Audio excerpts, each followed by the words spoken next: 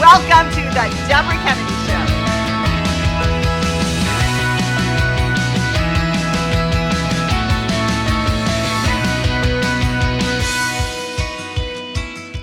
I have two very special guests tonight. Guests that are making a difference in the world by giving the gift of life. Lisa, hello. Kendra, so excited to have you on the set. And your story has just touched my heart. Along with all of your friends and everyone involved. But I do want you to tell your story. When I first met you, you were having issues. Yes. And you were on a list. I was on a list. I I think I started last February trying to get on the transplant list at Prisma Health Transplant Center in Greenville. I had chronic kidney disease, which I inherited from my father. Most people, when they have kidney disease, it's from either diabetes or high blood pressure. Well, my kidney damage was not from either. It was just a hereditary, genetic, rare fluke. A fluke. Mm-hmm. So I inherited that from my father, which is fine with me because I inherited all of his good stuff too. So I was a daddy's little girl. The good looks, yes, of course, and clearly. Sweetheart. So anyway, that's what they tell me. But anyway, so I was facing kidney failure, and then met Lisa about 2 years ago playing pickleball, of all things, but we didn't really become close friends till about a year ago. And I was on a list, and I was actively seeking, a live donor that would be willing to selflessly give up a kidney for me, which is a hard thing to ask of anyone, Absolutely. Especially not a family member. And I think only like 1 in 4 living donations is from a non-family member. So it's really not something you hear of all the time. But anyway, Lisa just called me up one day in the car and said, I think I'm going to try to give you a kidney. But the backstory is you were soliciting other people. Right. And so you did test people in your family and they weren't a match. And Right. there were other people that came forward and they weren't a match. At least 12 that I know of. At 12. And then Yes. you were really basically distraught because, you're on a list, but if you Right. don't know when you're going to get a kidney, then, you time's limited. Right, you go on dialysis. She ended up having to go on dialysis. Right. And that's when I remember talking Right. to you about it. And, you hear about donors, but you don't normally hear about living donors. So back to your story. So she was in the car, and I'm sure you were moved by something that told you in your heart, I need to do this. It's crazy. I've always been a donor. I didn't know about living donor until I met Kendra and her story. But to her credit, a lot of us never knew how sick she was. I mean, she just was like, and then progressively it was just like, oh, she's going to have to be on dialysis. And I'm like, well, I'll try. And, I honestly, in the meeting that they had at the transplant center, they said, how long did it take you to decide? And I said 5 seconds. I mean, it was really just, I didn't think anything about it. I thought, why not? But that's very selfless.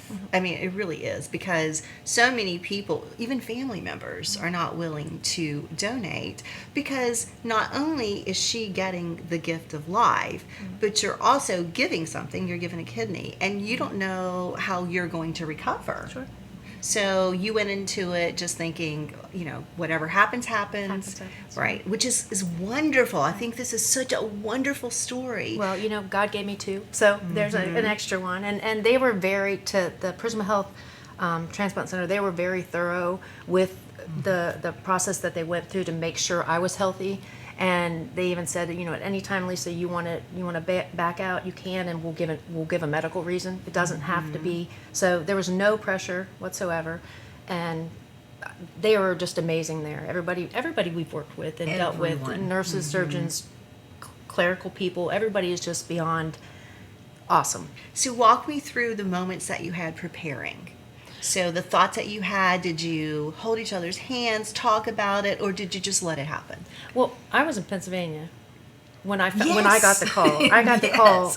I was visiting my dad because I had just lost my stepmother, and I got the call from Beth, the transplant coordinator, and she said, "You're a match. You can do it." And I was so excited because I was going to call her, but had I been in Greenville, I would have showed up at her house with balloons and said, "Oh, Kendra, will you have my kidney?" Prom date. Prom date. Prom I know. proposal. So instead, I wrote her a little card and sent her a text and said, "Would you have my kidney?" And because I'm a match, so It it was just went so from there. sweet. And It then was so sweet. it was about a month later that our surgery was scheduled, and we went in. We were right across the room from each other in the So hospital I room. want you to hold that story Okay. because we're going to show some pictures, and I want you to tell the story about her mom coming to your room. That's just yeah. so touching. So we're going to show some of these moments where a community came together, where friends gave of each other, a family came together. So enjoy these pictures, and I'm going to be right back.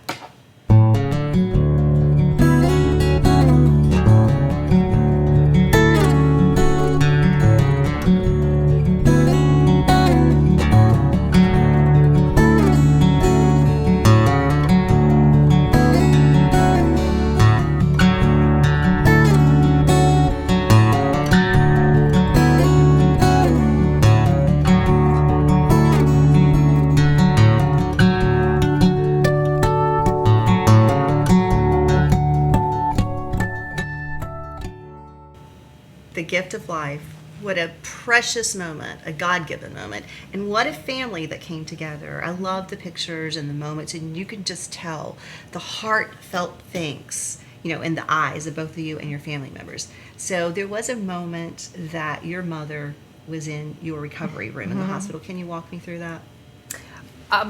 She was just, first off, her mother is just the sweetest woman. I mean, she truly cares and worried about me and worries about me, and still to this day, she's just a sweet person. But yeah, she came in and she just said, "I wanted to thank you so much." So, it was appreciative. I mean, it's humbling, but I just did it. I don't know. Right. You didn't want it. You did it. I didn't do it for any particular reason. I just did it. So, but she was just the sweetest person, sweetest heart, just like Kendra is. I mean, Yes, I was gonna say she Kendra's the gets same to- from her mom. Yes, Yeah. exactly. Yeah. She's just like her mother. Yeah. Well, but you're just very humble on this whole process because, I know you didn't do it for any gratitude, you didn't do it for any thanks, you didn't do it for any other reason that you wanted to do good.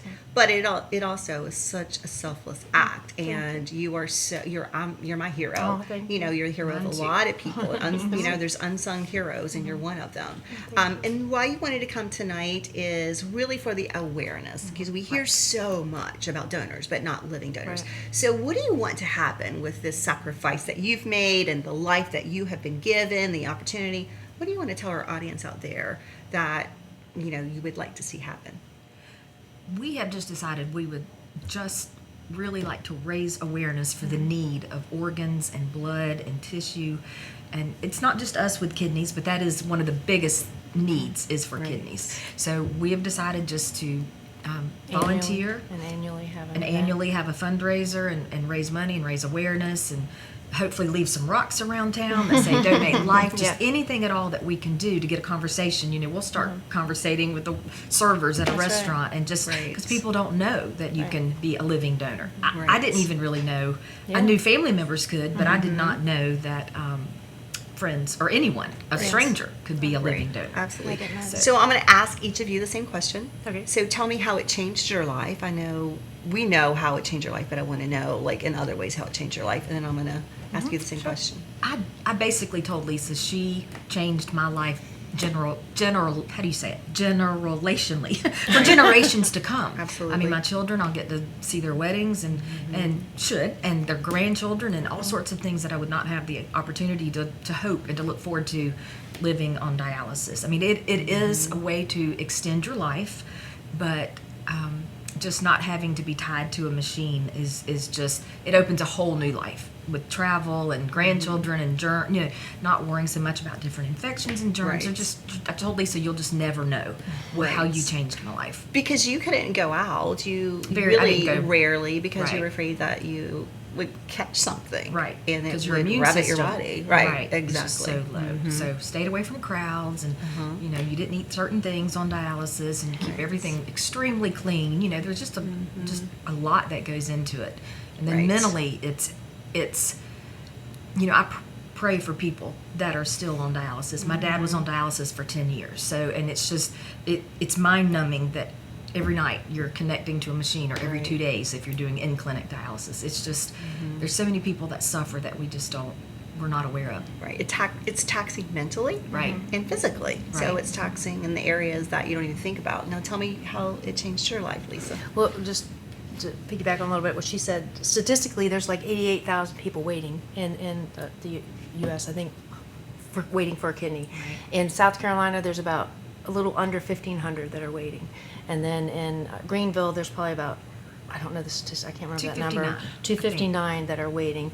And the fact that I didn't know that it's something I could do, I think there's so many people out there that don't know it either. Right, so absolutely. this is like, I look at it like this is our path of sharing that story. It's not about me, it's not about Kendra, it's about letting other people help that 88,000. That's right. Because I'm living proof that I'm okay, I feel healthy, I feel happy.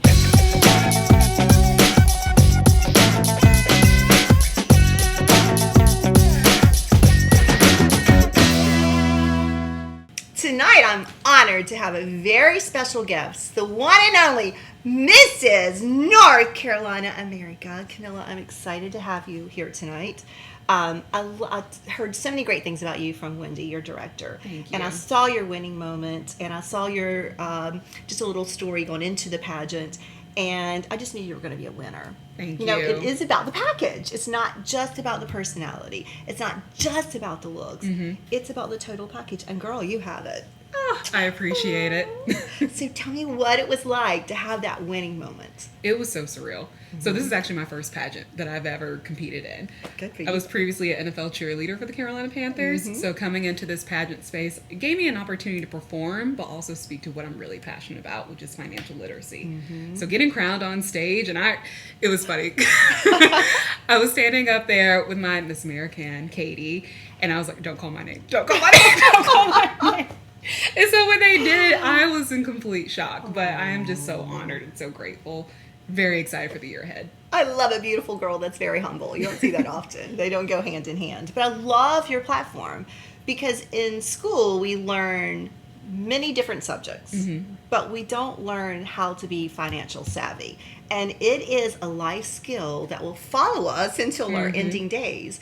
And it's not something that we learn at an early age. So tell me how you prep for that, why it's your platform. I know it's your background, and how you spoke to the judges with that. Yeah, absolutely. So a little bit about me. I actually went to school for biology. I was supposed to be a doctor. It didn't work out. I'm not a doctor today. But it was really interesting. After I graduated, my grandmother got really sick.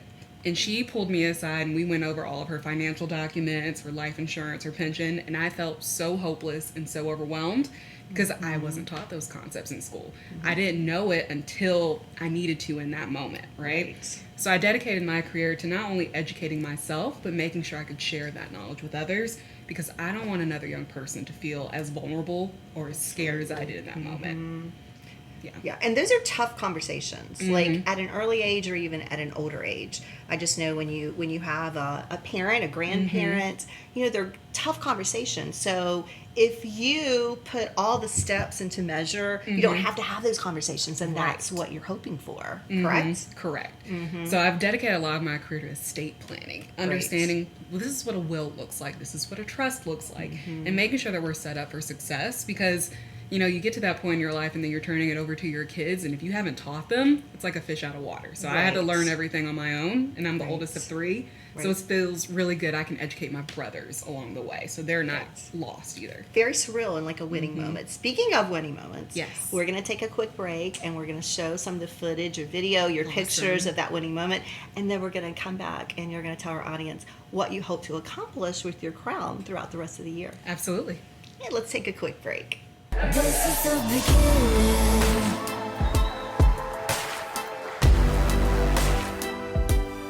This is the beginning.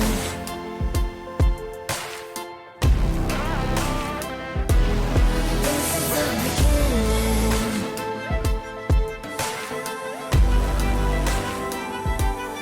This is the beginning.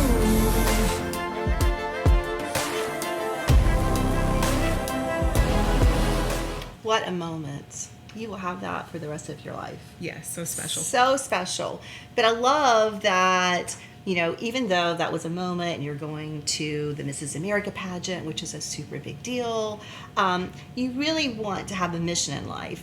And the crown opens a door for so many opportunities. Tell me what you would like to accomplish during your year. During my year, I am starting an educational series called Exquisite Equity. It's all about expanding economic opportunities for young adults, and that starts by providing them the tools in order to become financially literate. So during that educational series, I am talking about the basics of money management and then going into deeper, more complex topics as well. I consider myself almost an influencer of sorts. These kids are on TikTok, they're on Reels. That's how you connect with them. So I think by teaching them visually, I can really hit home what they need to know.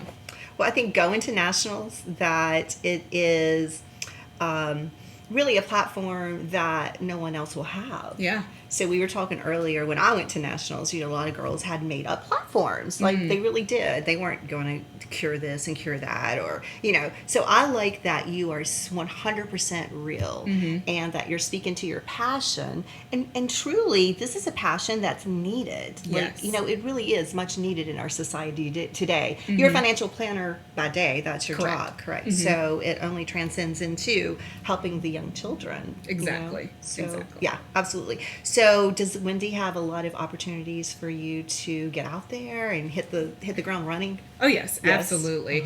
I'm so happy she put me in connection with you. Oh, I'm so honored. Yes, yeah. So plenty of speaking engagements as well as different photo opportunities to really just get my name out there and make sure everybody knows what's going on. Because in my previous life as an NFL cheerleader, my teammates knew me as a financial advisor. Right. My coworkers knew me as an NFL cheerleader. Now with this pageant, with this title, I have the opportunity to really combine my two worlds together and really just share all of that knowledge. So I'm going to tell you what I'm the most honored and just like so happy to have you by my side is pageant girls sometimes get such a bad rap. You know, they think we have no brains, or they think that we're just all pretty face, and that's not true. I mean, there are some, but I love that you have the whole package. That, you know, you're a great speaker, you have a heart, you want to make a connection, you want to change the world, and that you're just so real. So I feel like I'm calling it right here on the Deborah Kennedy Show. You are going to come home with that Mrs. America title. Let's hope. Bring it home, girl. Vegas, here she comes. Oh, I'm so excited. This will actually be my second time in Vegas. Oh, I was okay. selected as the NFL Pro Bowl cheerleader for the Carolina Panthers. So I spent a week there in Vegas as well, representing our organization. So I'm excited to be back. Girl, you are a big deal. I am love ready. it. Well, thank you so much for stopping by our set tonight. You are just a breath of fresh air, and so glad that Wendy connected us. And I'm so proud and honored to have you.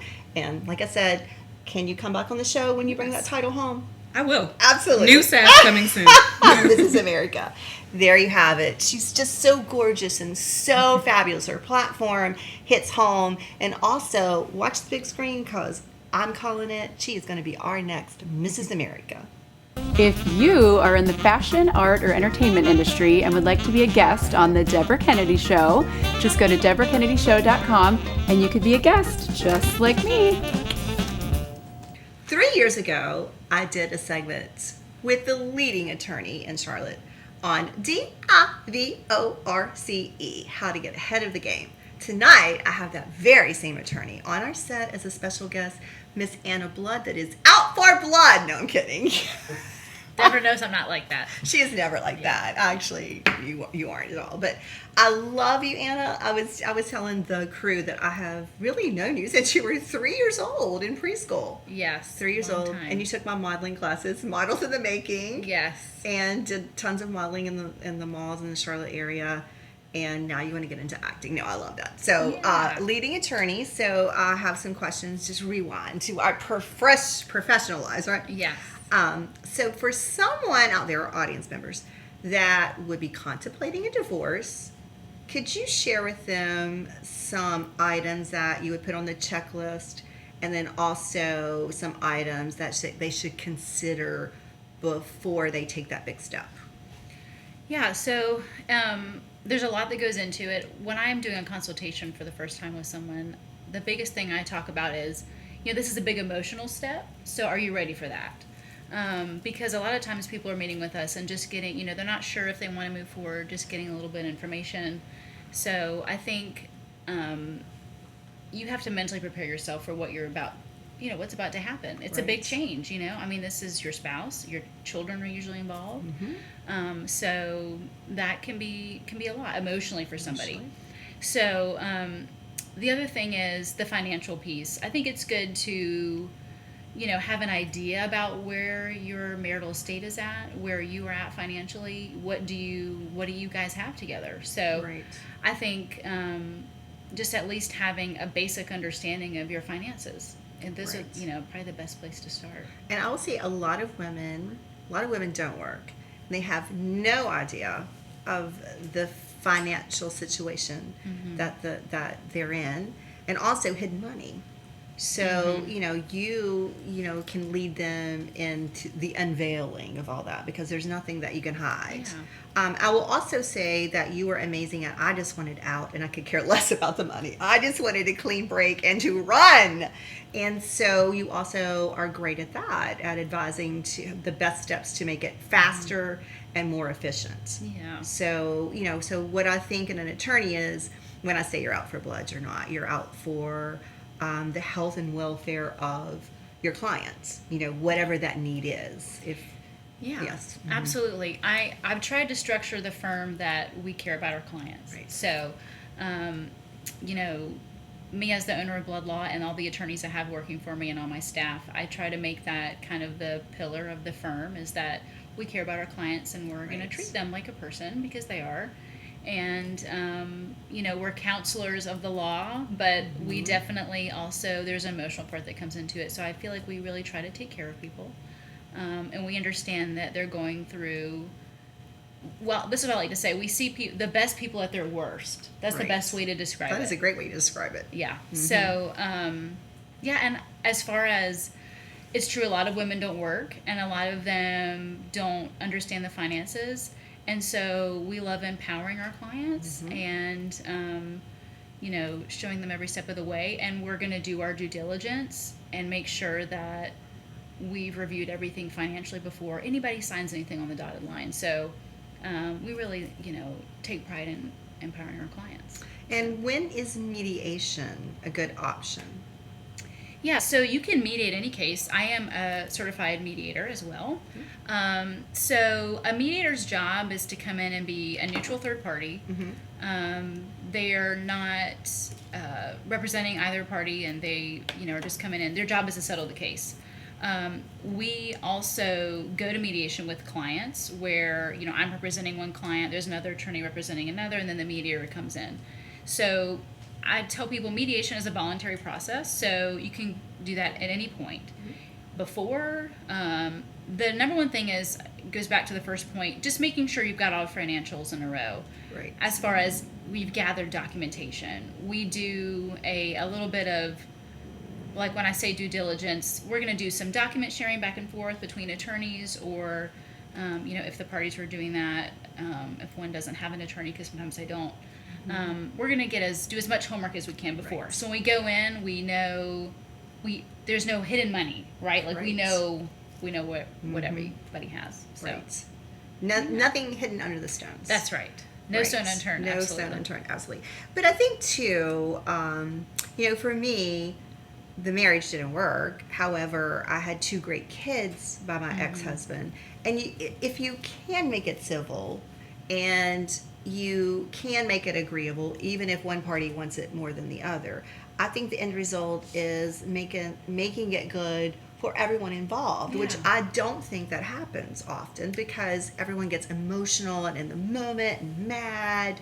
Something happened, maybe an affair happened, or who knows, more than I do what happens in Yeah. these situations, and the one party is very vindictive, and the other party gets vindictive because that's a cycle that they're in. And I'm sure you find that with your practice. And so I'm sure for you, it's about the law, and it's about doing the right thing, and also about controlling the emotions. You have to listen to your client if they're all over the place and, feeling like they have been deceived and hurt. But it's also a law. It's the law. It's like not going to change. It's a 50-50 state, right?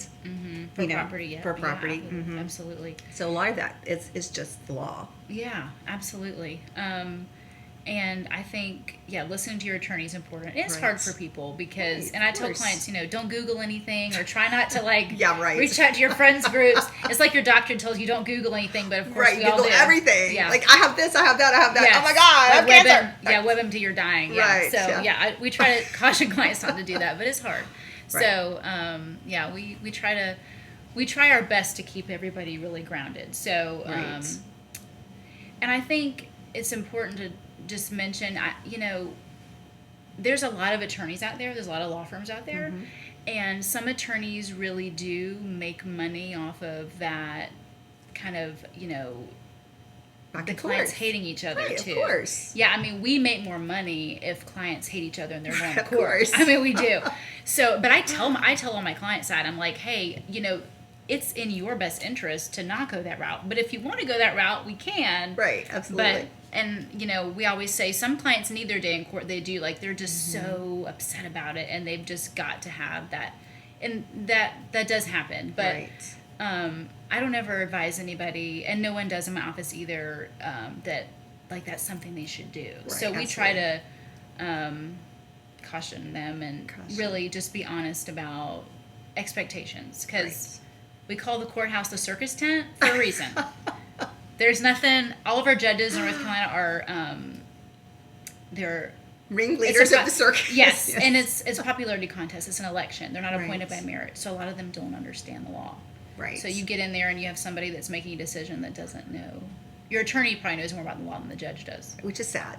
Yeah, and scary. Very sad, Scary. right. And So- then you're sitting with right. your client trying to, manage their expectations. It can be really hard. So your job is to try to figure out what day that judge is not in court This and is get true. the opposite day, right? We do that a lot. Right. We do or that cancel. a lot. Oh my God, my client's sick. Oh, she's right beside you. No, but I think she's sick. Yes, it's true. Yeah, we Right. do. We try to pick our judges when we can, or Right. It's a lot. That's yeah. a lot. So in closing, our clients out there that are thinking about separation, divorce, give them words of wisdom. 2 words of advice. Two moments that they will remember. I would say inform yourself. Know what's going on around you. Be aware of your bank accounts. Be aware of what you have in retirement. Things like that.